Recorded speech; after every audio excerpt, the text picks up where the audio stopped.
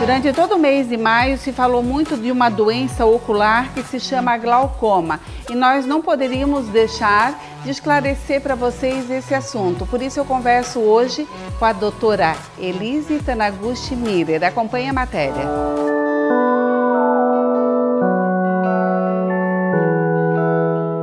Sempre que a gente busca um profissional, seja um médico, um oftalmologista, a gente gosta de ter algumas referências, conhecer um pouquinho mais sobre esse profissional. Eu estou aqui com a doutora Elise e eu quero conversar com ela, mas antes sobre o glaucoma. Mas antes eu queria conhecer um pouquinho mais sobre você. Eu vejo que você tem um sobrenome que não é blumenauense, sobrenome de solteira Taniguchi.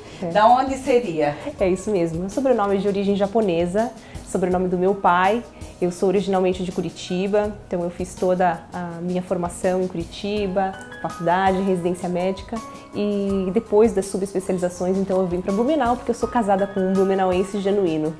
Miller, o sobrenome, tradicional aqui. Exatamente. Doutora, qual foi a tua especialização? Eu sou especialista em glaucoma, sou oftalmologista e subespecialista em glaucoma. Então eu fiz 2 especializações em glaucoma, fiz uma especialização em glaucoma clínico cirúrgico na Unicamp, aqui no Brasil, e fiz uma segunda subespecialização nos Estados Unidos, mais focada em pesquisa no glaucoma.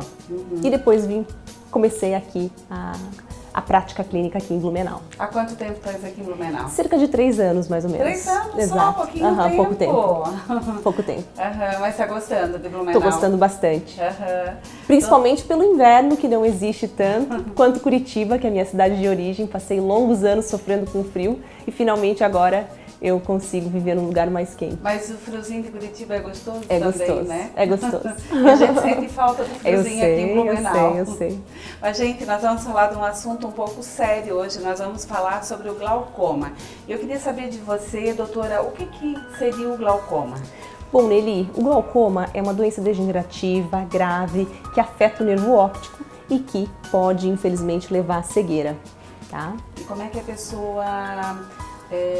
ela tem sintomas? Como é que ela procura, em que momento que ela procura um oftalmologista? O que ela sente? Então, vamos começar do começo. Existem vários tipos de glaucoma. Existe glaucoma primário, glaucoma secundário, de ângulo aberto, de ângulo fechado.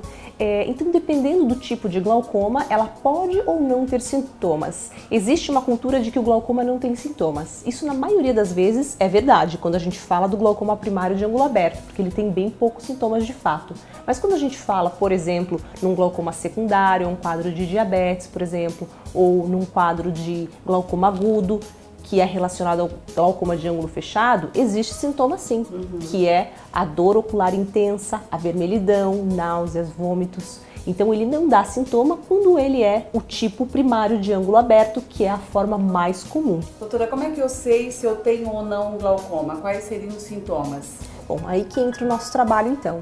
A partir do momento que você faz exames anuais, a gente consegue detectar se existe algum sinal de que você possa desenvolver glaucoma ou se você tem algum fator de risco.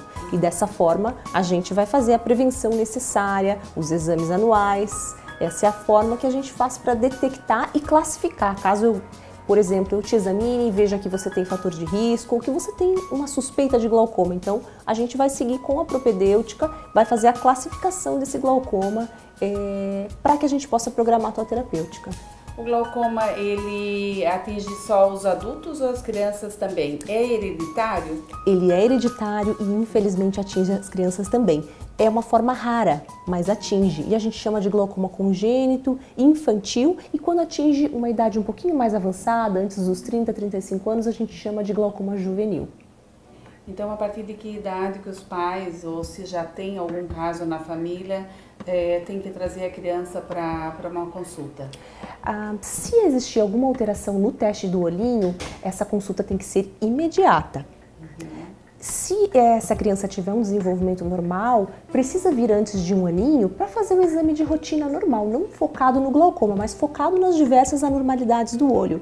E hoje a Sociedade Brasileira de Oftalmologia, o Conselho Brasileiro de Oftalmologia também, preconizam que 1 vez por ano essa criança seja examinada até a idade adulta.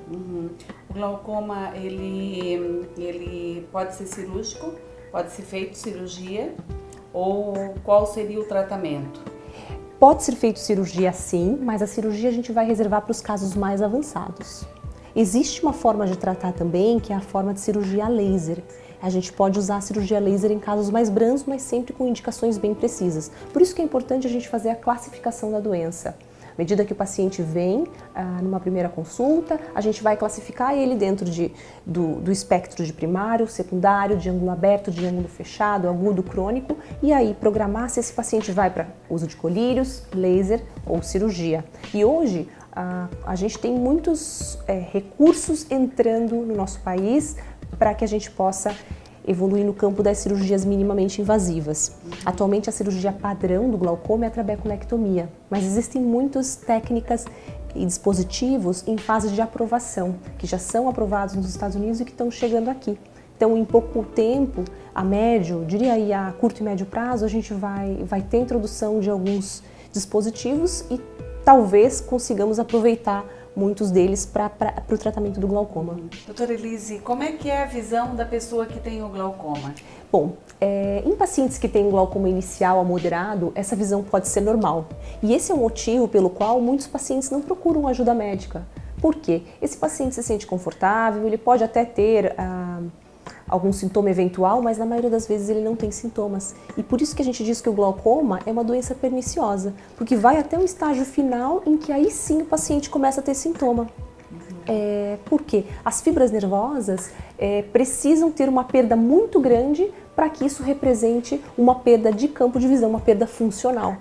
É uma doença, então, silenciosa. É uma doença silenciosa, isso aí mesmo, Nelly. Quando a pessoa se vê com a doença, ela normalmente já está no estágio mais avançado, é Exato, isso? E acontece muito. A gente vê muito paciente chegando aqui, são quadros, na verdade, muito dramáticos, porque o paciente não tem a menor ideia de que ele tem glaucoma e ele chega no consultório muitas vezes por outra queixa. Ele chega por baixa de visão achando que é catarata, porque o glaucoma acomete mais os idosos. Então ele chega no consultório achando que ele tem uma baixa de visão por catarata, ou até mesmo por alguma outra causa, ou ele vem reclamar porque o olho é seco, e aí ele descobre que ele tem glaucoma, e alguns descobrem já que tem um glaucoma avançado, levando até um choque, porque realmente é um diagnóstico bastante pesado. A primeira coisa que vem à mente da pessoa é: eu vou ficar cega. Com certeza, com certeza. É assustador mesmo. É assustador. E mais assustador ainda quando é um paciente mais jovem. Quando é um caso de um glaucoma juvenil, por exemplo, o paciente tem aí 30, 35 anos e ele se vê com esse diagnóstico terrível de glaucoma e com a iminência de cegueira, de terminar os seus dias com a cegueira instalada, então chega a ser muito dramático mesmo. Por isso que a gente sempre fala aqui, frisa sempre, que a prevenção, né, doutora, é muito importante, né? A prevenção é muito importante. Vale a pena a gente sempre estar aí com os exames em dia. A gente não falou ainda e eu queria saber o que é a pressão ocular, como é que a gente mede essa pressão do olho? Então a pressão intraocular ela é baseada nos líquidos que circulam dentro do olho. Então se a gente tem líquido demais lá dentro, como o olho é um compartimento fechado, se tem líquido demais, vai haver o aumento da pressão. E esse aumento da pressão se reflete lá atrás do olho, no nervo óptico, fazendo com que a camada de fibras nervosas vá morrendo lentamente. Ou pode ir morrendo rapidamente se for o caso de um glaucoma agudo também. E a pressão ocular ela é medida somente no consultório médico, através de aparelhos especiais que nós temos. Infelizmente não consegue ser medida em casa, diferente da pressão arterial, que com o aparelho a gente consegue medir em casa, consegue ter uma ideia se essa pressão está alta ou não. A pressão intraocular não, ela só pode ser medida em consultório médico. Até existem nos Estados Unidos alguns dispositivos para tentar medir a pressão ocular de uma forma fidedigna, mas isso ainda não foi obtido completamente. Doutora, o que você deixaria como uma dica final para os nossos telespectadores? Nelly, o que eu diria é que a prevenção é sempre o melhor caminho quando a gente está falando de glaucoma. E o paciente que tem, de fato, algum sintoma, e mesmo o paciente que não tem, mas tem um fator de risco, é interessante que ele venha para que a gente possa fazer realmente um exame completo, bem detalhado e, se houver o glaucoma, fazer a classificação para que a gente possa programar a terapêutica. E se esse paciente tem somente uma suspeita de glaucoma, a gente também acompanha para ver se um dia pode se tornar glaucoma ou não. E lembrando que o Hospital de Olhos, uma vez por ano, faz uma campanha de combate ao glaucoma. Então, quero que os espectadores fiquem atentos, porque é uma luta nossa contra o glaucoma. Mais uma vez, então, nós estamos gravando aqui no Hospital de Olhos de Blumenau. Lembrando que o Hospital de Olhos fica em frente ao Shopping Neue Markt, aqui na rua 7 de setembro. A gente todo mês está aqui e mostrando para vocês profissionais de todas as áreas, porque aqui você conta com oftalmopediatras, especialista em cataratas, glaucoma, enfim, ou uma simples consulta de rotina. Vale a pena você vir aqui e você vai ser atendido por um profissional assim, querido e simpático como a doutora. Muito obrigada, doutora. Eu Obrigada, adorei Lili. a consulta. Adorei conhecer um prazer conhecê-la. Tá? Muito legal. E a gente volta no próximo mês.